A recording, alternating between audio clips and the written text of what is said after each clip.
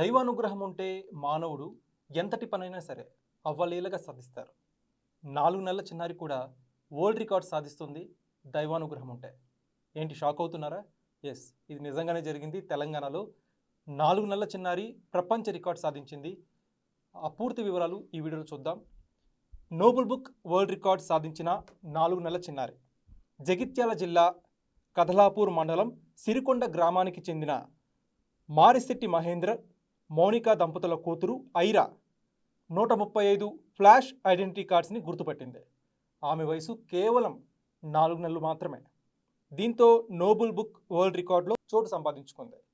కూరగాయలు, పక్షులు, జంతువులు, జాతీయ జెండాలు, దేశాల్ని సైతం ఆమె గుర్తుపడుతుంది. నిజంగా 4 నెలల వయసులోనే ఇంతటి మేధో సంపత్తి రావడం నిజంగా తల్లిదండ్రులు చేసుకున్న అదృష్టం.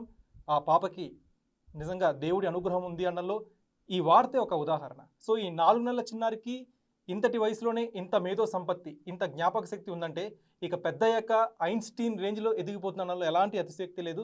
నిజంగానే ఈ పాప పెరిగి పెద్దయ్యాక మన భారతదేశానికి మంచి పేరు తీసుకురావాలని కోరుకుందాం. తెలంగాణ రాష్ట్రానికి కూడా గర్వకారణంగా నిలుస్తుందని చెప్పి కోరుకుందాం. గాడ్ బ్లెస్ యు తల్లి.